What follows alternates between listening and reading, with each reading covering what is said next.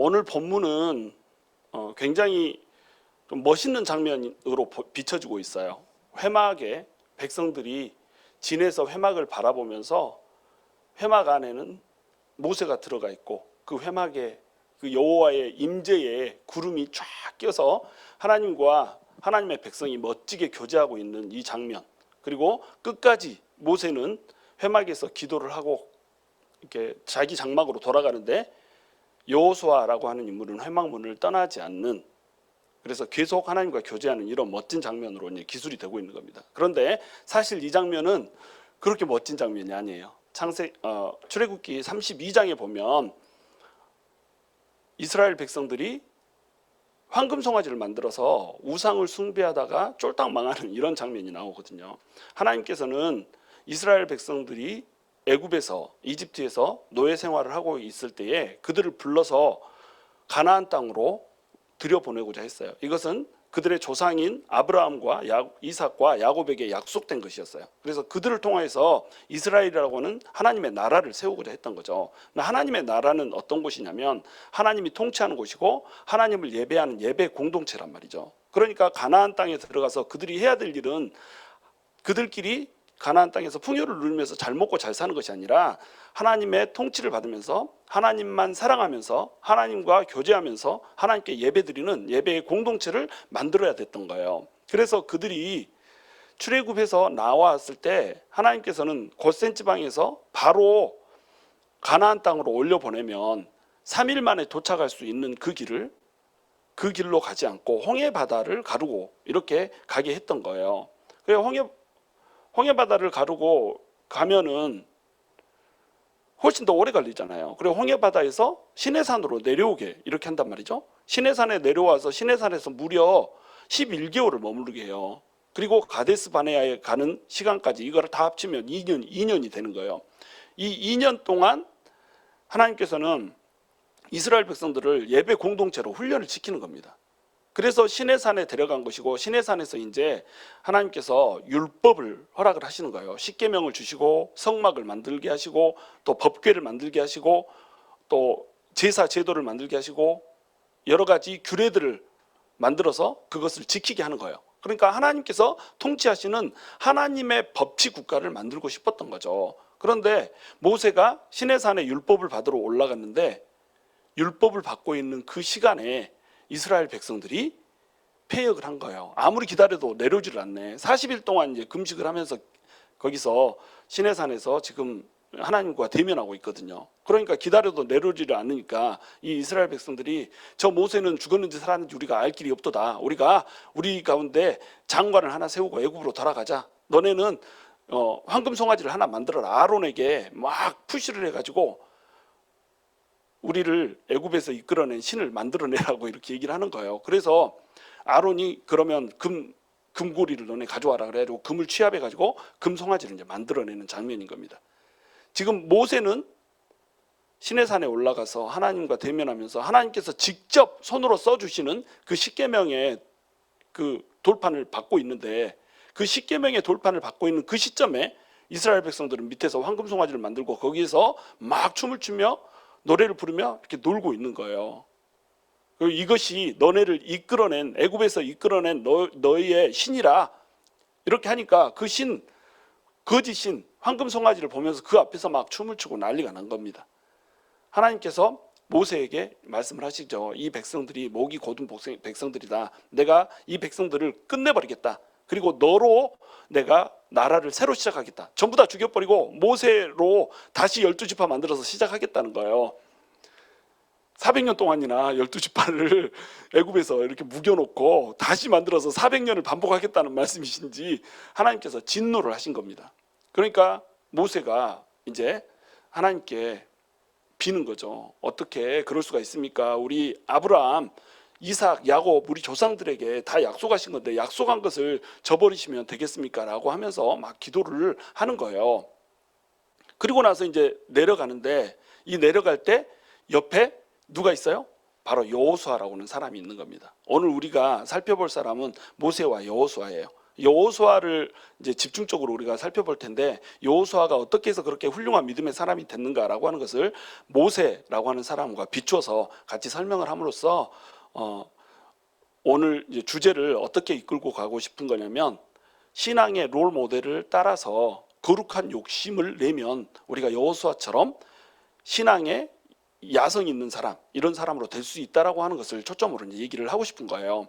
지금 오늘 새벽에는 야곱과 요셉의 이야기를 통해서 족장 시대에 신앙의 야성을 갖춘 사람들을 다뤘고, 오늘은 출애굽 광야 시대 그리고 가나안 정복 시대를 살았던 사람들, 이 사람들을 중심으로 이제 신앙의 야성을 다루고 싶은 겁니다.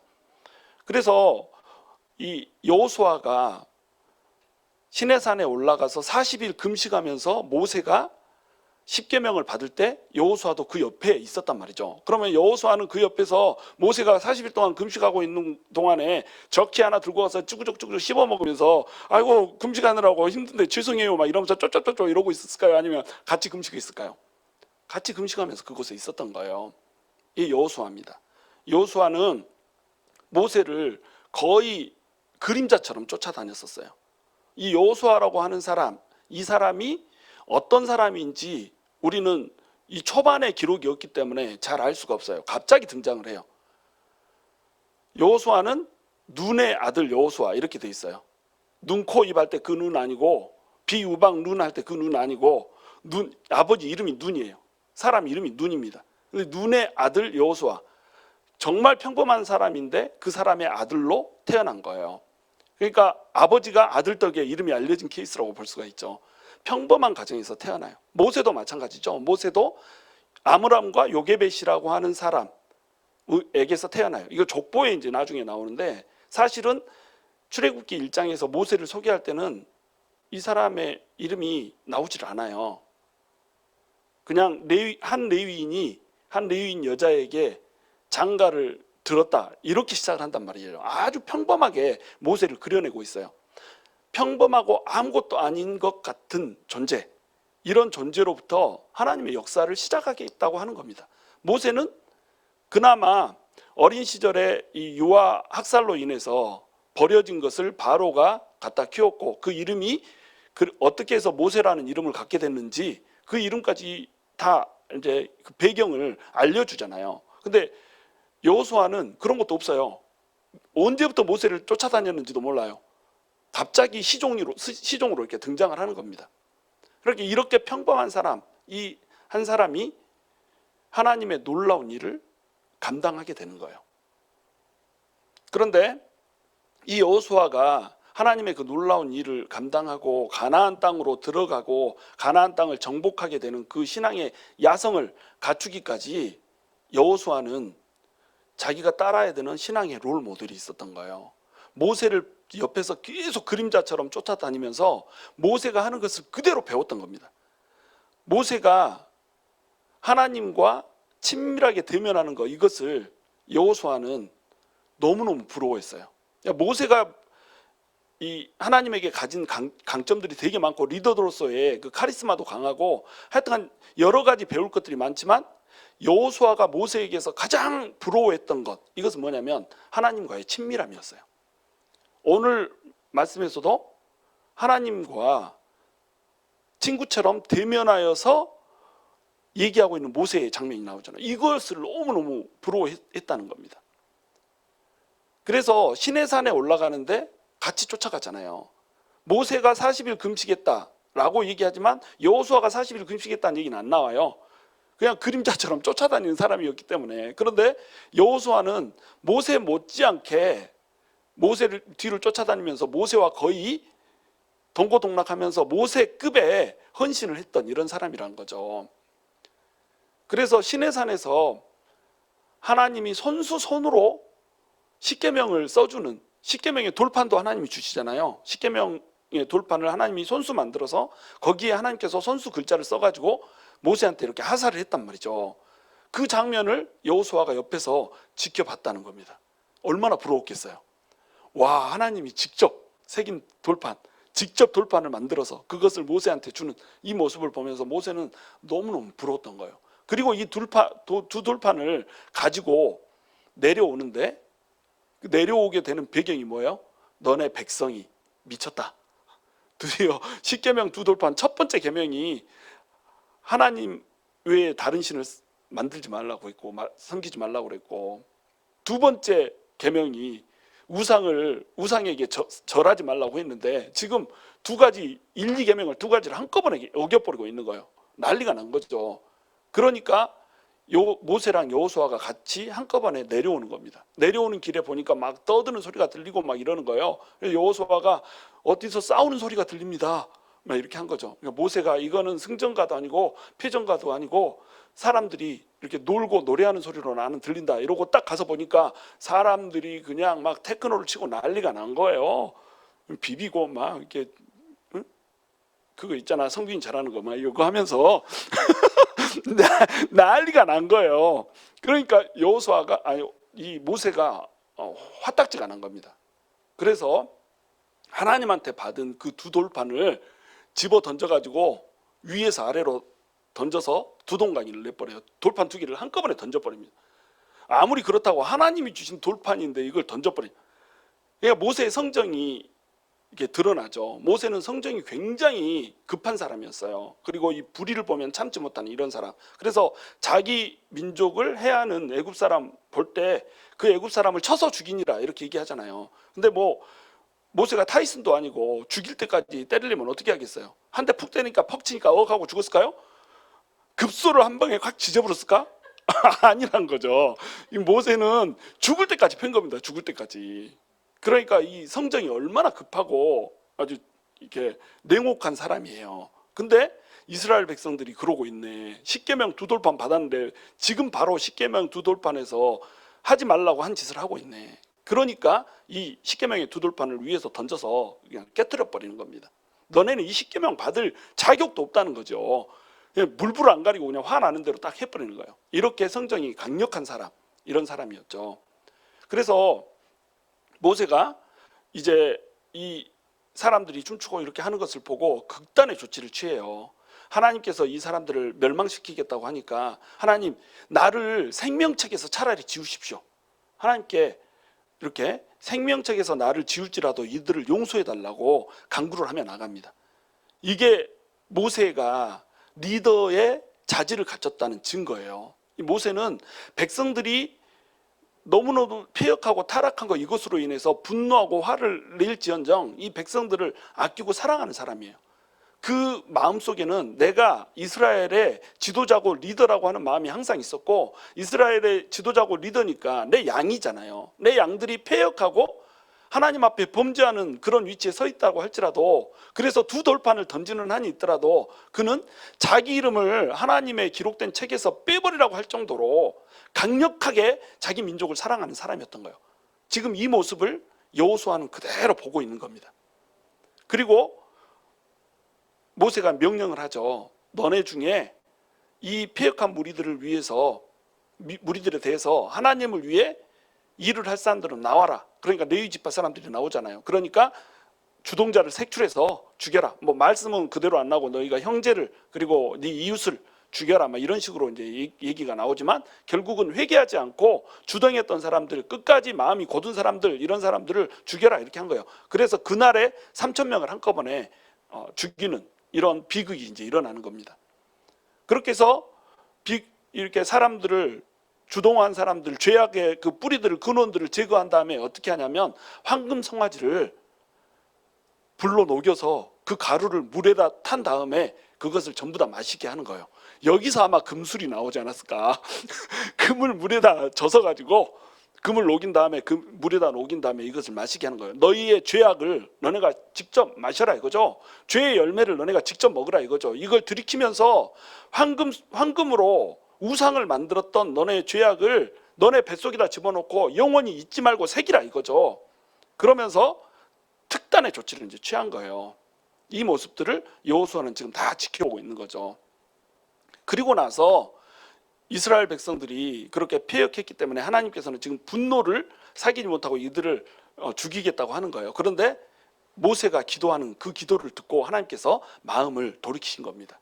그러면 너네 몸에 있는 장신구를 다 떼라. 너네가 몸 단장을 하지 말고 나를 기다려봐라. 그럼 내가 너네가 어떻게 할지 한번 알려줄게. 자, 하나님께서 진짜로 이스라엘 백성들을 전부 다 죽여버리고 모세로부터 시작을 하려다가 이렇게 모세가 기도를 하니까 봐줬을까요? 마음을 다시 돌렸을까요?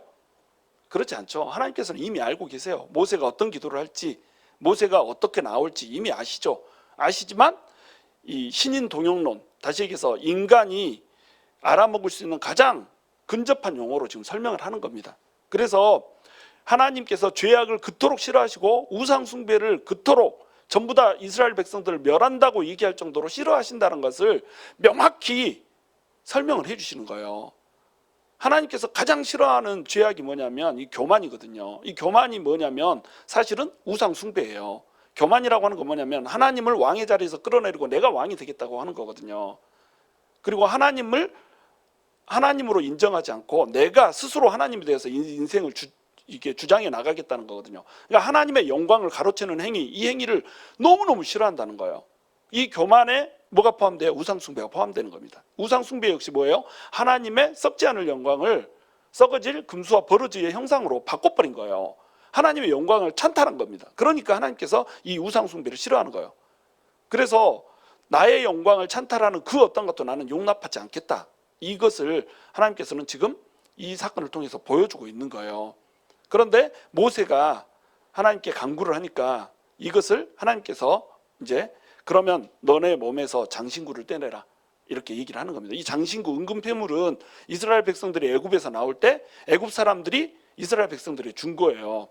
아무것도 가지고 나가지 않고 급하게 도망 나간 게 아니라 급하게 도망 나가고 있지만 이스라엘 백성들이 자기 폐물들을 막 줬어요. 그래가지고 이거 들고 나오게 하나님께서 만들어 주셨거든요. 근데 이 은금 폐물들은 사실은 은 덩어리, 금 덩어리가 아니고 이들이 귀에다 차고 다니는 귀걸이, 이런 목걸이, 이런 장신구였어요. 근데 이 장신구들은 이쁘자고 하는 것이 아니라 사실은 우상 숭배의 도구였던 거예요. 1월 성신을 섬겼잖아요. 그 1월 성신의 모양들을 새긴 달 모양, 해 모양, 그냥 동물 모양, 짐승 모양 이런 거 차서 이걸 달고 다녔던 거예요. 이쁘자고 찬 게 아니고 길흉 화복을 주관하는 신들에게 복을 비는 이런 개념으로 이걸 차고 다녔던 거예요. 그 장신구들을 차고 다녔던 그것이 황금 송아지를 만들게 했다는 거죠. 내 몸에 있는 작은 장신구, 이것이 큰 덩어리인 황금 송아지를 만들게 했다는 거예요. 그러니까 작은 것에서 정결하지 못하면 큰 폐역과 큰 죄악을 질 수밖에 없다는 거죠. 우리 몸속에 있는, 우리 일상에 있는 작은 죄악, 그 누룩이 우리 안에서 퍼져버리면 그것이 큰 범죄가 되고 사회적인 범죄가 돼버린다는 거죠. 그러니까 너희 몸에서 장신구를 떼내고 단장을 하지 말라라고 얘기한 거예요. 그래서 호렙산에서부터 단장을 하지 않았다. 33장 보면 그렇게 나와요. 그리고 나서 이제 이스라엘 백성들이 단장을 하지 않았다. 이 말은 뭐예요? 회개했다 이 말이에요. 단장하지 않고 꾸미지 않고 우상 걸치지 않고 맨몸으로 정말로 하나님과 우리만의 그 관계로 이스라엘 백성들이 섰다는 거예요. 그런데 이스라엘 사람들의 장막이 있으면 장막 밖에, 진 밖에 하나님의 회막을 만들어 놓은 거예요. 바로 이걸 성막이라고 그러죠. 성막을 만들어 놓고 이 성막에 가서 누구든지 하나님을 경배하고 싶으면 이곳에 가서 이 성막에 가서 경배를 할 수 있게 이렇게 만들어 놓은 겁니다. 그런데 지금 하나님의 임재가 떠나버린 상태잖아요. 거기에 이스라엘 백성들이 몸을 단장하고 회개를 하고 나가니까 하나님께서 다시 임재를 해주는 장면이 이 장면인 거예요. 이 슬픈 장면인데 이 부분만 떼서 보면은 장엄한 장면으로 나오는 거죠. 그래서 모세가 장막으로 나아갈 때 이스라엘 백성들은 전부 다 장막에 감히 나가지 못하고 성막에 감히 나가지 못하고 자기 진 안에 있는 장막에 지금 머물러서 모세가 들어가는 장면을 보고 있는 거예요. 그래서 모세가 회막 안으로 들어가서 기도할 때 여호수아가 그 회막을 쫓아 따라 들어가서 회막 밖에서, 회막 안으로 들어가지 않고 회막 문 밖에서 모세가 기도하고 있을 때 같이 기도를 하고 있는 겁니다. 그런데 모세가 회막 안으로 들어가니까 하나님의 임재의 구름이 쫙 끼는 거예요. 쉐키나의 영광, 임재의 영광이 다시 쫙 끼는 겁니다. 내가 너네 용서했다. 이제 내가 너네랑 함께 하겠다. 이것을 하나님께서 말씀을 해주고 계시는 거예요. 그 전에는 뭐라고 말씀하셨냐면 이 회막문에 가기 전에는 너네끼리 가나안 땅으로 올라가라. 내가 너네에게 약속했으니까 너네한테 그 땅을 준다. 근데 나는 같이 안 갈 거야. 너네랑 같이 가다가 내가 너네를 전부 다 죽여버릴 것 같다. 나는 같이 안 가고 내 천사들 보내서 해줄 거니까 거기 들어가서 너네끼리 살아봐라. 난 안 가. 이렇게 한 거예요. 너네끼리 잘 먹고 잘 살아. 난 안 가요. 이렇게 한 거죠, 하나님이. 그리고 나서 회개를 한 거예요. 그러니까 하나님께서 임재를 해주신 겁니다. 그 임재를 한 장소에서 모세가 막 기도를 한 거죠. 엄청나게 기도를 하고 이제 자기 장막으로 돌아가는데 여호수아가 모세가 기도하는 장면, 그리고 모세가 회막문에 들어갈 때 하나님의 임재가 있는 장면, 이 장면을 너무너무 부러워했던 거예요. 그러니까 모세가 회막문에서 나아가서 이제 자기 장막으로 간 후에도 여호수아는 그곳을 떠나지 않았던 겁니다. 친구처럼 대면하여서 하나님과 얘기하는 장면을 봐버린 거예요. 얼마나 부러워요. 그러니까 여호수아는 그 자리를 떠나지 않고 회막 안으로, 하나님이 택하지 않았으니까 들어가지는 못할지언정 회막문 밖에서 떠나지 않고 기도를 한 거예요. 여호수아의 영성이 바로 여기서 나온 겁니다.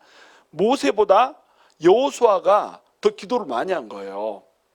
모세의 영성, 이것이 너무 부러웠기 때문에 모세의 영성을 뛰어넘는 영성을 갖고 싶었어요. 그래서 모세가 떠난 뒤에도 떠나지 않고 하나님과 같이 깊은 교제를 했다니까요. 이 친밀, 모세의 능력도 하나님의 친밀함에서 나온다는 것을 여호수아는 너무 잘 알고 있어요. 이 사건이 일어나기 전에 여호수아가 아말렉 사람들과 전투를 하러 나가잖아요. 아말렉 사람들과 전투를 하러 나가는데 전쟁을 해서 하는데 막 아말렉 사람들이 막 몰려오면은 막 지다가 또 전쟁을 해서 좀 어떻게 하면 이기다가 막 이렇게 해서 결국을 승리를 하거든요. 진짜 너무 힘든 싸움을 한 거예요. 이겼다 졌다 이겼다 졌다. 그래서 전쟁터에서 이제 돌아와서 이 싸움이 정말 힘들었습니다. 보고를 했을 거 아니에요. 그랬더니 모세가 뭐라 그래요? 네가 나가서 전쟁을 할 때 손 들고 너를 위해서 기도할 때는 네가 밀렸고, 손 들고 손을 들고 내가 기도할 때는 네가 이겼고, 손을 내렸을 때는 힘이 붙여서 손을 내렸을 때는 네가 지더라. 이걸 얘기해 준 거예요. 그러니까 이 여호수아의 신앙은 현장 신앙이었던 거예요. 직접 전쟁터에서 생사가 오가는 가운데 기도가 없으면 밀려서 목이 날아갈 위기에 처하고, 기도가 있으면 전쟁에 승리를 해서 이길 수 있다라고 하는 이것을 현장을 통해서 배운 겁니다. 모세는 위에서 기도를 하고 있지만 이것을 여호수아는 알지 못한 채 싸우고 있었지만 돌아와서 보니까 모세가 기도할 때 이겼고, 모세가 기도를 손이 올라가지 못해서 손을 내렸을 때는 지더라는 것을 이걸 발견한 거예요. 그러니까 모세는 지금 뭘 발견한 건가요? 전쟁이 하나님과의 친밀함에서 승패가 결정되는구나. 하나님과의 친밀도가 얼마나 깊은가에 따라서 이 삶에서 이기고 지고가 판단되는구나라고 하는 걸 깨달은 거예요. 그러니까 모세의 친밀도가 지금 부러운 겁니다.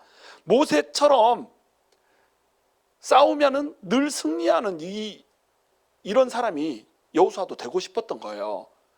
이것을 지금 여호수아는 모세를 쫄쫄쫄쫄 쫓아다니면서 계속 보고 있는 거예요. 그러니까 모세가 가졌던 그 친밀도를 나도 취하고 싶은 거죠. 여호수아는 현장형 리더였어요. 현장에서 잔뼈가 굵었어요. 그러나 전쟁이 하나님의 손에 있다라고 하는 것을 깨닫죠. 그래서 이 사람이 이제 가나안 땅에 들어갔을 때 아이성에서 패배를 하잖아요. 아이성에서 패배를 하는데, 아이성 패배가 왜 패배해요? 다 승리했는데 아이성에서만 패배를 하거든요. 아이성에서 패배한 이유, 아간이라고 하는 사람 하나가 범죄를 한 거예요. 황금 송아지를 만드는 것과 똑같은 이런 실수를 한 겁니다. 여리고성이라고 하는 첫 번째 성이 있는데, 이 여리고성은 이 가나안에 들어가서 처음 하나님께 드리는 그런 싸움터였기 때문에, 처음 하나님께서 주시는 싸움터였기 때문에 이것은 하나님 거라는 거예요. 온 땅이 하나님께서 주시는 거기 때문에 다 하나님 건데, 첫 열매, 이것은 하나님한테 드리라는 거예요. 이것이 하나님의 땅임을 너네가 고백하라는 거예요. 그래서 여리고성에 있는 것은 모든 것을 다 진멸하고 아무것도 취하면 되지 않았어요. 근데 아간이라고 하는 사람이 여기에서 금과 은과 시날산의 아름다운 외투 한 벌을 훔쳐버리거든요. 그리고 자기 장막에다가 숨겨버리는 거예요.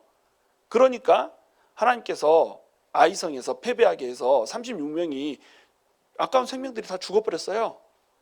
그래서 이 아간을 돌로 쳐서 죽이는 겁니다. 자, 출애굽 사건 때 출애굽하고 나왔어요. 그런데 첫 번째 범죄가 뭐죠?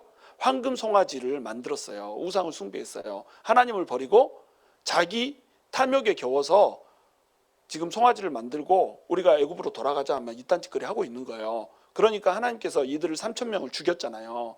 그렇죠? 왜 그렇게 하나님께서 특단의 조치를 취할 수밖에 없었냐면 지금 출애굽 광야 시대라고 하는 새로운 시대가 열리고 있단 말이죠. 이 새로운 시대에 불순물이 들어왔단 말이에요. 그런데 여호수아가 가나안 정복을 위해서 들어갈 때 이 시대는 또 어떤 시대예요? 가나안 정복 시대잖아요. 또 새로운 시대란 말이에요. 이 새로운 시대에 아간이 도둑질을 해서 하나님의 나라의 순결성에다 흠집을 내버린 겁니다. 그러니까 이 순결하지 못한 것을 도려내야 되는 거예요. 마치 모세가 순결하지 못한 사람들, 주도했던 사람들을 3,000명을 제거하듯이 아간을 제거해야지 아이성에서 승리할 수 있는 거예요. 데칼코마니처럼 이렇게 똑같이 반복이 되죠. 그러면서 이제 아이성의 그 패전의 이유를 제거했으니까 승리할 거 아니에요. 승리를 하는데 작전이 매복 작전이었단 말이죠. 매복 작전을 하고 이제 아이성을 쳐들어가서 싸우는데 들어가서 진격하여서 아이성을 점령하라 해놓고 나서 자기가 어떻게 해요? 자기 손에 든 단창을 내리지를 않아요. 전쟁이 끝날 때까지 이 손을 내리지를 않아요. 자, 이 장면 어떤 장면이죠? 모세가 정확히 자기를 위해서 손 들고 기도하는 그 장면을 그대로 연출하고 있는 겁니다. 모세가 홍해 바다를 가르고 나올 때에 지팡이를 밤새 내도록 홍해 바다에다가 뻗고 손을 거두지 않잖아요. 이때에도 여호수아가 있었을까요? 없었을까요? 여호수아 옆에 있었어요. 밤새 내도록 하나님께서 홍해 바다를 갈랐거든요. 홍해 바다가 영화에서 나오는 것처럼 한순간에 확 갈라지는 거 아니었어요. 그냥 뭐 훅 불면은 싹 갈라지는 이런 거 아니었단 말이죠. 홍해 바다는 밤새 내도록 바람을 불어서 갈라지는 이런 것이었단 말이죠. 근데 그 밤새 내도록 갈라지는 동안 모세가 지팡이를 들고 거기에 손을 뻗었어야 했단 말이죠. 그 손 뻗고 하는 동안에 모세가 했던 게 뭘까요? 기도죠. 그냥 맹하니 손 뻗고 이러고 있었겠어요? 열려라, 열리니까 이렇게 하고 있지 않았단 말이죠. 그것을 여호수아는 봤던 거예요. 그러니까 그것과 똑같이 이 여호수아도 현장에서 자기가 굵었잖아요. 자기가 손을 내리면 목숨을 잃는다라고 하는 거, 내 백성들, 내 전사들이 자기가 손을 내리는 순간에 목숨을 잃는다라고 하는 거, 이것을 현장에서 목이 댕강댕강 왔다 갔다 하는 그 상황 가운데 배웠던 거예요. 그러니까 손 들고 내리지 않는 겁니다. 이 단창 들고 뭐 하고 있었을까요? 여호수아는 기도하고 있었죠. 단창 들고 이러고 있었을까요? 그렇지 않단 말이에요. 여호수아는 단창 들고 하나님께 이 전쟁에 승리하게 해달라는 기도를 하고 있단 말이에요. 이게 여호수아가 갖는 야성이었단 말이죠. 하나님과의 친밀도, 결코 손으로 든 단창을 내리지 않는 여호수아의 야성이었단 말이죠. 근데 여호수아는 현장에서 잔뼈가 굵은 전사였잖아요. 그러니까 산 위에 올라가서 기도를 하던 모세의 모습과는 달리 직접 가서 전쟁터에서 싸우면서 지휘하면서 자기가 손도 들고 기도하면서 이렇게 멀티플로 일할 수가 있었던 겁니다. 멋있잖아요. 여호수아가 이런 장면을 연출을 했단 말이죠. 그러니까 여호수아는 하나님 앞에서 늘 기도하던 사람이었고 모세보다 오히려 기도를 더하는 사람이었단 말이죠. 그래서 나중에 모세가 가나안 땅으로 내 백성들을 이끌고 들어갈 내 후임 리더를 세워주소서라고 하나님한테 기도했을 때 하나님이 뭐라고 얘기하냐면 여호수아 뽑아라. 여호수아는 여호와의 신으로 충만한 자다 이렇게 얘기한단 말이에요. 여호수아가 성령으로 충만한 자라고 얘기해요. 왜 성령으로 충만하겠어요? 하나님 앞에서 회막문을 떠나지 않고 기도하니까 전쟁하면서도 전쟁 통해서 이렇게 생사가 오가는 현장 안에서 기도하는 법을 배워버린 사람인데 그 사람이 처해 있는 땅이 어떤 땅이건 여호수아는 늘 기도하는 사람이었단 말이죠. 늘 하나님과 친밀도를 놓치지 않는 이런 사람이었던 거죠. 그러니까 여호수아는 가나안을 정복하는 리더로 세워졌던 겁니다. 여호수아가 가나안 땅으로 들어가서 전쟁을 하고 리더가 돼서 이스라엘 백성들을 다스리는 이 현장을 봐보세요. 이 현장 보면 여호수아에게서는 거의 흠을 찾아보기가 힘들어요. 어떤 사람은 이제 아이성에서 그 문제가 있는 거 이거 가지고 뭐 여호수아가 기도를 안 했으니까 분별을 못했다 뭐 이렇게 얘기하는 사람도 있는데 이거는 살짝 이렇게 오바예요. 도둑질을 하는 걸 어떻게 합니까? 모세도 황금송아지 밑에서 만드는 거 하나님이 가르쳐 주기 전에 몰랐잖아요. 그리고 기브온 거민들이 와서 속이잖아요. 멀리 원방에서 왔다. 이걸 속이잖아요. 기도하지 않았기 때문에 이 사람들이 속이는 걸 몰라서 속아 넘어갔다. 이렇게 해석을 한단 말이죠. 그렇지 않아요. 뭐 곰팡이 든 빵하고 뭐 옷 해진 거 이거 입고 와가지고 우리 원방에서 왔으니까 화친합시다. 이렇게 얘기하는데 어떻게 안 속아 넘어가요. 그래서 이들을 약속을 했기 때문에 죽이지 못하는 이런 관계가 됐잖아요. 여호수아에게 잘못이 없어요. 여호수아는 거의 흠이 없는 인물이에요. 그 흠이 없는 인물이 될 수 있었던 이유 뭘까요? 모세를 닮고 싶은, 심지어는 모세를 띄워놓고 싶은 그런 영성을 갖추고 싶었던 겁니다. 여호수아가. 그래서 이 모세를 보시면 모세는 혈기를 주체하지 못하는 모습을, 이렇게 조절하지 못하는 모습을 자주 보여요.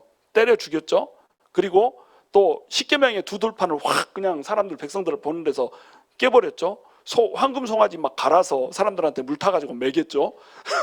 그 다음에 또 이렇게 물을 달라고 원망하고 불평하는데 하나님께서 바위를 명하여서, 반석을 명하여서 거기에서 물이 나오게 하라 이렇게 했잖아요. 그럼 반석에다가 명령을 하면 되거든요.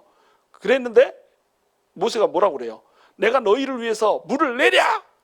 이러면서 우리가 너희를 위해서 물을 내랴! 이러면서 방망이로, 이 지팡이로 반석을 두 번 팍팍 치잖아요. 화가 났던 거예요. 그래서 이 화난 홧김에 하나님께서 물을 주시는 분인데 우리가 너희를 위해서 물을 내랴 그러고 하나님의 영광을 가로채는 자리에 섰버렸단 말이죠. 이건 혈기가 나서 하나님의 영광을 가로채버린 아주 크리티컬한 실수를 범해버린 거예요. 그래서 가나안 땅에 못 들어가는 이제 징계를 받게 되잖아요. 물론 가나안 땅에 못 들어가는 이유가 모세가 율법을 상징하기 때문에, 그리고 여호수아가 구원이라는 이름의 뜻을 가지고 있어서 은혜를 상징하기 때문에 율법이 아닌 은혜로 간다라고 하는 예표라고 하는 것을 보여주기 위해서 큰 그림에서는 이렇게 한 거지만 작은 그림, 그러니까 미시적인 관점에서 보면 사실은 모세가 혈기를 조절하지 못한 거예요. 이런 모세의 단점까지도 여호수아는 전부 보면서 모세를 쫄쫄쫄쫄 쫓아다니면서 그림자처럼 수종을 했던 겁니다. 그러니까 모세를 이어서 여호수아가 리더가 됐을 때는 여호수아는 거의 흠을 발견할 수 없는 리더가 될 수가 있었던 거예요. 여호수아의 실수를 여호수아서 통해서 한번 쭉 봐보세요. 발견할 수가 없어요. 그리고 여호수아가 이렇게 맨 처음에 그 땅에 들어가잖아요. 땅에 들어갈 때 모세하고 굉장히 좀 이렇게 비슷한 장면이 하나 나와요. 그게 뭐냐면 모세는 애굽 땅에서 나올 때 어떻게 했죠? 홍해 바다를 가르고 나오잖아요. 그런데 여호수아는 가나안 땅으로 들어갈 때 요단강을 가르고 들어간단 말이죠. 홍해 바다를 가를 때는 어떻게 했어요? 지팡이를 거기에 밤새내도록 뻗고 있었던 겁니다. 공통점은 뭐냐면 물을 갈라주시는 것은 하나님이라는 거예요. 그리고 기다림이 필요했어요. 물을 향해서 손을 들고 있을 때 물이 갈라졌어요. 그런데 요단강을 건널 때도 마찬가지로 어땠어요? 대제사장들이 물이 막 범람하고 이런데 그 안으로 들어가서 서 있으면 흐르던 물이 멈추고 지금 있는 물들이 다 빠져나가야지 물이 갈라지는 거예요. 물이 쫙 갈라지는 게 아니고 흐르던 물은 멈추고 지금 현재 있는 물은 흘러내려가 버리고, 그래서 묻이 드러나는 거예요. 그래서 물벽이 저 위에서는 점점 막 크게 자라는 거예요. 흐르던 물이 안 흐르고 거기에서 멈춰서니까 뭐 뒷물이 와가지고 앞물을 이렇게 채워서 물이 막 높이 쌓여지는 물벽이 형성되는 이것을 보면서 갔다는 거예요. 그게 쏟아져 내려오면 어떻게 될까요? 다 죽는 거죠. 그러니까 둘 다 기다림이 필요했던 거예요. 이 홍해 바다를 지시하면서 기다렸던 그 기다림을 배운 여호수아는 지금 대제사장들이 들어가서 물이 요단 강물이 마를 때까지 기다려야 되는 그 기다림을 가져야 되는 거예요. 그런데 차이가 하나 있어요. 차이가 뭐냐면 홍해 바다는 지팡이를 앞으로 내밀어서 물이 갈라진 후에 들어갔단 말이죠. 그런데 지금 요단강은 어때요? 요단강 물은 물이 범람하는데 그 안으로 들어가니까 갈라진 거예요. 하나님께서 요구하는 믿음의 수준이 높아진 겁니다. 하나님께서 요구하는 믿음의 수준은 이제 지팡이를 지시해서 물이 갈라지게 하라. 그리고 물이 갈라지고 난 다음에 내가 너네를 거기에서 내보낼 것이다 라고 하는 수준의 믿음에서 이제는 새로운 믿음, 너네가 직접 물속으로 들어가라. 그러면 내가 물 멈추게 해줄게. 이 수준으로 지금 더 높은 믿음을 요구를 하고 있는 거예요. 새로운 세대를 지금 열고 있는 겁니다. 왜 그러냐면 지금 모세가 출애굽을 할 때는 이 사람들은 베이비 신앙이에요. 아직 어려요. 그래서 하나님께서 홍해바다로 들어가라 이러면 들어갈 수 있는 사람이 없단 말이죠. 그러니까 갈라주고 들어가게 한 거예요. 그런데 이 홍해바다에서 지금 가르고 나와서 광야를 떠돌잖아요. 광야를 떠도는데 40년을 광야를 떠돌잖아요.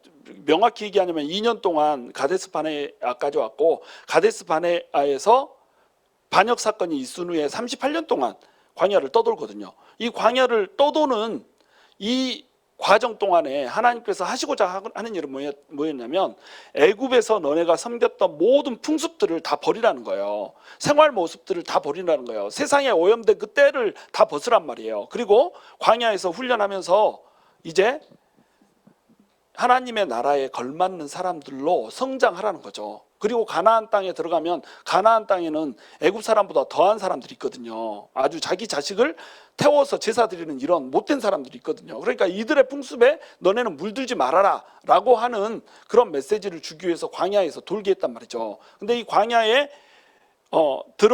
가게 된 이 배경이 뭐예요?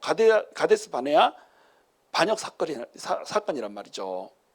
그러니까 가데스 바네아에서 반역을 할 정도로 이스라엘 백성들은 그때 당시에 패역한 백성들이었단 말이에요. 그런데 지금 새 세대가 되어서 이스라엘 백성들이 가나안 땅으로 들어갈 때에 그 새 세대, 이 사람들은 믿음이 성장한 38년 광야에 그 떠돌이 생활을 맞춘, 그래서 한층 더 발전된 신앙을 가지고 있는 그런 사람들이었고, 이제 가나안을 침노해서 정복해야 되는 이런 시점에 있는 거죠. 이제 전쟁을 해야 되는 거예요. 전쟁은 뭐예요? 목숨이 왔다 갔다 하잖아요. 목숨이 왔다 갔다 하는 그 상황 속에서 이제 전적으로 하나님만 의지하고 하나님이 이끄시는 그 성전을 이루어 드려야 되는 이런 시점에 지금 놓여 있다는 거죠. 그러니까 더 높은 레벨의 믿음을 요구를 하는 거예요. 그래서 여호수아가 모세를 그림자처럼 쫓아다니면서 모세에게 그렇게 배웠다는 겁니다. 여러분, 그래서 여러분의 인생 가운데 여러분이 따라 배울 수 있는 롤 모델이 있어야 돼요. 여러분 주변에 롤 모델이 없을 수 있어요. 곽현희 전도사 따라 배우겠다 이러지 마세요. 저 배우지 말고 여러분, 그래서 성경을 읽어야 되는 거예요. 성경에 위대한 롤 모델들 있잖아요. 예수님, 사도 바울, 이런 사람들을 보면서 여러분의 심장이 뛰어야 돼요. 여러분의 심장이 뛰어야 그 신앙의 위인들을 보고 여러분들이 심장이 뛰고, 그 신앙의 위인들이 실패하는 모습들, 좌절하는 모습들을 보면서 이 모습들은 내가 죽여야겠다, 이 모습들은 나는 드러내지 말아야겠다라고 하는 것을 배워나가면서 위대한 신앙의 인물들도 여러분들이 커나가야 된단 말이에요.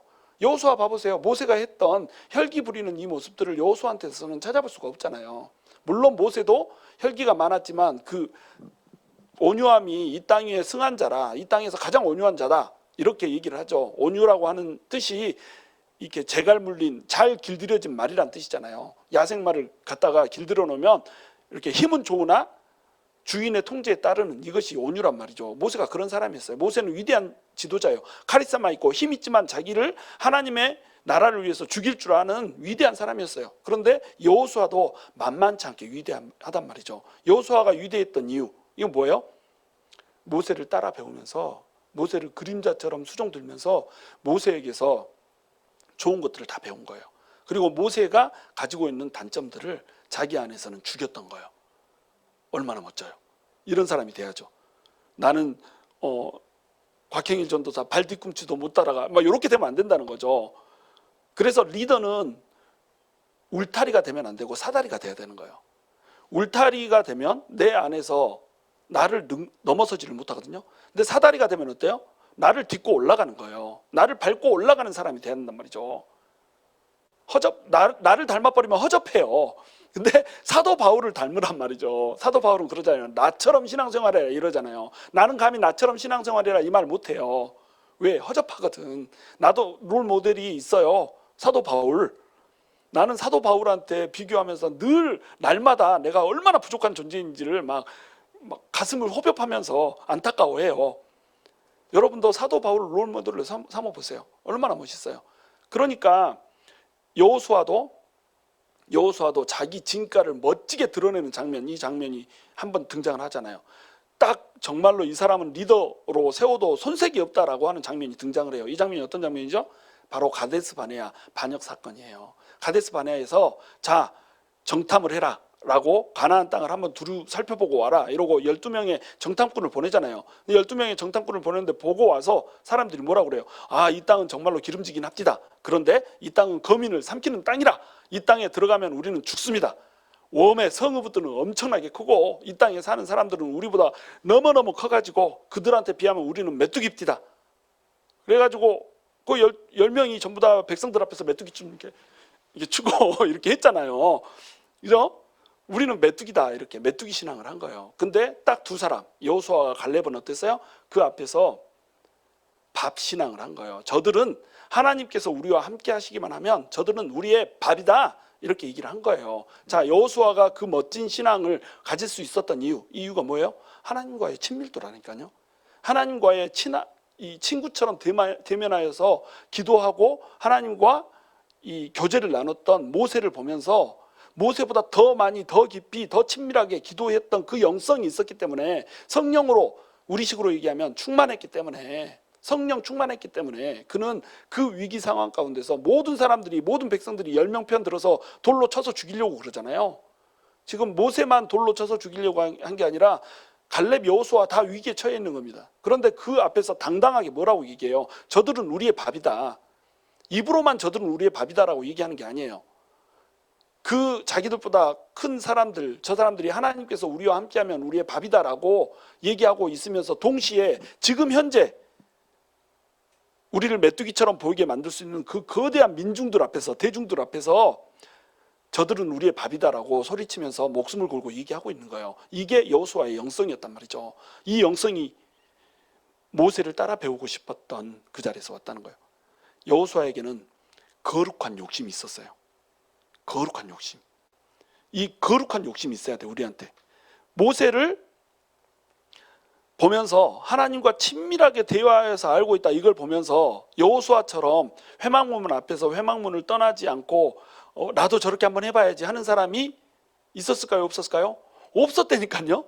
여호수아 한 사람만 그렇게 기록돼 있어요. 여호수아가 거룩한 욕심을 품은 자로 기록이 돼 있는 겁니다. 여호수아는 현장에서 전쟁을 하면서 목숨이 왔다 갔다 하는 상황 가운데서 기도해주면 자기가 이겼던 그 사건을 자기 뼛속 깊이 간직하면서 자기도 전쟁에 나가면 전쟁에서 나는 내 손에 든 창을 내리지 않을 거다. 그러면 내가 내리지 않는 이 창을 통하여서 역사하시는 하나님의 능력이 우리를 이기게 하실 것이다. 거룩한 욕심이 있었다니까요. 모세가 하는 것은 다 흉내내 버리잖아요. 물 가르고 들어가는 것에 물론 하나님께서 그렇게 시켰지만 너무너무 데칼코마니처럼 비슷비슷하게 전부 다 모세를 닮아서 이렇게 가고 있는 거예요. 심지어는 하나님께서 호렙산에서 모세를 부르시잖아요. 시내산에서 모세를 부를 때 떨기나무 앞에서 불이 막 타고 있는데 모세가 그 떨기나무 앞에 가니까 하나님이 뭐라고 그러세요? 그곳은 거룩한 곳이니 네 신발을 벗어라 이렇게 얘기하잖아요. 여호수아가 가나안 땅에 들어가서 전쟁 딱 앞서서 누가 찾아와요? 여호와의 이 사자가 찾아오잖아요. 그래서 이 칼을 들고 무장을 하고 이렇게 있잖아요. 그러니까 너는 우리 편이냐 다른 편이냐 막 이러고 여호수아가 물어보잖아요. 그러니까 내가 너희를 위해서 싸우려고 이제 왔노라 딱 이렇게 얘기를 하잖아요. 그러면서 뭐라고 그래요? 그곳은 거룩한 곳이니 네 신발을 벗어라. 똑같이 이렇게 진행을 해주는 겁니다. 모세가 겪었던 그 길을 하나님께서 여호수아를 통해서 그대로 걷게 해주는 거예요. 왜? 이것이 여호수아의 기도였고 간구였거든요. 모세처럼 되게 해주세요. 모세처럼 위대한 리더가 되게 해주세요. 이 백성들을 폐역하고 완악하고 목이 뻣뻣한 이 백성들 데리고 가나안에 이제 들어가야 되는데, 가나안에 들어갈 때 누가 리더가 될지 모르겠지만 이 백성들 보면은 깝깝하잖아요. 주님, 이 백성들을 누가 데리고 들어갈 수 있을까요? 저는 적어도 이런 사람 되지 않게 모세와 같은 영성 주님 허락해 주세요, 이렇게 기도했던 거예요. 그러니까 성령으로 충만해졌던 겁니다. 그러니까 그 기도, 누가 될지 몰랐던 그 리더의 자리에 자기가 뽑혔던 거예요. 그리고 하나님께서 여호수아에게 가나안 땅에 들어가서 가나안 땅에서 하나님의 성전을 이루고 하나님의 나라를 이루게 하는 그 놀라운 일을 맡긴 거예요. 그런데 이 여호수아가 가나안 땅에 들어가서 땅을 분배받을 때 여호수아의 진면목이 또 나타나요. 이 여호수아가 차지했던 땅은 어떤 땅이냐면 에브라임 땅이잖아요. 에브라임 산지에는 뭐가 있어요? 세겜이 있잖아요. 그러면 세겜, 이것은 자기 조상들이 묻힌 땅이잖아요. 그러면 여러분이 만약에 최상급 리더예요, 대통령이에요. 그러면 땅 고를 때 어떤 땅 먼저 고르겠어요? 조상들이 묻힌 땅 먼저 고르지 않겠어요? 세겜 고르지 않겠어요? 근데 어디서 듣도 보도 못한 땅을 골라요. 딥나세라 들어봤어요? 아, 세라 막 이렇게 춤추는 이름 같은 이 딥나세라, 생전 처음 들어보는 이 땅, 아주 작은 산골짜기 이 땅을 골라서 여기에서 산단 말이죠. 이게 여호수아의 진면목이었단 말이죠. 그리고 이 황금송아지 사건 때 모세가 모든 장신구들을 다 버리라고 했던 것처럼 너네가 이 단장을 할 때 쓰는 그 장신구들을 다 버리고 하나님 앞에 정결하게 나오라고 했던 것처럼 여호수아도 제일 마지막에 이스라엘 백성들에게 고별 설교를 하는 거예요. 마치 모세가 신명기를 다시 모압 평지에서 얘기를 해주면서 하나님께로 받았던 그 율법을 다시 얘기를 해줘요. 신명기 다시 명령을 해줘요. 그러면서 너네는 이렇게 살아라, 이렇게 말을 해주듯이 120세의 모세가 그렇게 죽었듯 지금 여호수아도 똑같이 그 죽음을 맞이하고 있는 거예요. 뭐라고 맞이하냐면 너네는 이제 골라라. 누구를 섬길지 선택해라. 하나님을 섬길래, 우상들을 섬길래? 너네 지금 아직도 폐물들 가지고 있고 장신구들 가지고 있지? 너네 아직도 신상 가지고 있고 이 우상들, 조그만 우상들 너네 품에 지니고 있지? 그거 섬길래 아니면 하나님 섬길래? 둘 중에 하나 선택해라. 나와 내 집은 오직 여호와만을 섬기겠노라. 마지막 설교예요. 이게 마지막 유언. 자나깨나 하나님인 거예요. 이스라엘 백성들, 자기 백성들이 자나깨나 하나님을 섬기면서 승승장구하기를 지금 강구해 주고 있는 거예요. 이것이 여호수아의 영성이었다는 겁니다. 여러분, 우리의 힘은 어디서 나오나요? 하나님한테서 나와요. 여호수아를 통해서 지금 보여주는 것, 여호와 니시, 아말렉과의 전쟁에서 이기고 나서 여호와 니시라고 그러잖아요. 하나님께서 승리를 주셨다는 거예요. 하나님의 깃발이라는 거예요. 하나님께서 깃발을 주셔야 우리는 이길 수 있는 거예요. 근데 우리가 세상 가운데 이기고자 우리만의 폐물들, 우리만의 장신구들, 이런 것들로 치장해요. 스펙 쌓고 또 돈 벌어들이고 힘 있다고 하는 사람들 손 잡고 이러면서 장신구들 막 달아요. 귀걸이 달고 해 귀걸이, 달 귀걸이, 그 다음에 뭐 별별 팔찌 이런 거 달면서 이런 거 가지고 세상에서 이길 수 있을 거라고 생각해요. 진다는 겁니다. 패망한다는 거예요. 하나님께서 다 쓸어버리겠다는 거예요. 하나님은 하나님의 백성이 은근 폐물 버리고 장신구 버리고 하나님 앞에 맨몸으로 나오기 원해요. 그때 하나님께서 긍휼히 여기시고 그때 하나님의 세키나 영광이 임하고 그때 하나님이 친밀하게 대면해 주시며 그때 하나님께서 역사하셔서 하나님께서 승리를 주신다니까요. 전쟁하는 그 칼로 이기는 것이 아니라 손 들고 있는 그 손으로 이기고 전쟁하고 있는 그 창으로 이기는 것이 아니라 그 성을 향해서 손을 들고 있는 여호수아의 단창으로 이기는 거라니까요. 하나님의 이름이 없이는, 하나님의 능력이 없이는, 하나님의 권능이 없이는 이길 수 없다는 거예요. 그러니까 우리가 신앙의 야성을 가지려면 어떻게 해야겠어요? 우리의 창을 들어서, 단창을 들어서 가르쳐야 되는 겁니다. 이 가르치는 동안에 우리 뭐예요? 멍하니 이러고 있는 게 아니라 하나님께 기도하는 거예요. 하나님과의 친밀, 하나님과의 밀접, 이것이 곧 우리의 힘이요, 우리의 파워라는 거예요. 이게 없으면 진다는 거예요. 이것을 가져야 이긴다는 거죠. 그러니까 현장에서 전쟁할 때 여호수아처럼 현장에서 전쟁을 하면서도 계속 창을 드는 거예요. 현장에서 우리 직장에 나가서 일하잖아요. 저도 직장에서 나가서 일하고 다 직장에서 나가서 일하는데 교회 와서 여러분 예배 드릴 때는 전부 다 그렇게 보여요. 예배 드릴 때는 전부 다 하나님 잘 믿는 것 같아요. 예배 드릴 때는 열심히 기도해요. 그러나 현장에서 기도하라는 거예요. 현장에서 창을 들어서 현장을 향해 지팡이를 들어서 홍해 바다 가르치듯이 이렇게 하란 말이죠. 그러면 거기에서 승리가 온단 말이죠. 그렇다고 또 일하다 말고 저 이러고만 했지 말고 전부 다 일하다 말고 글로리 교회 성도 다 이러고 있으면 그렇게 하라는 얘기가 아니고 의미를 알죠. 하나님 앞에 정말로 친밀하게 나가란 말이죠. 열심히 우리 말씀 읽고 기도하여서 친밀해졌으면 현장에서 그 친밀함을 유지하고 현장에서 하나님께서 원하시는 그 단창 들고 하나님께서 원하시는 그 지팡이 들고 현장을 가르치면서 기도하는 겁니다. 그러면 승리하는 거예요. 우리의 신앙의 야성은 어디서 온다? 하나님한테서 온다. 하나님과의 친밀도에서 온다. 친밀이 곧 야성이다. 오늘 우리가 정말로 하나님 앞에서 하나님과 친밀해져서 현장에서 승리해내고 또 우리의 전쟁, 인생 전쟁에서 이기는 그런 놀라운 은혜가 있기를 주님의 은혜로, 주님의 이름으로 축원합니다.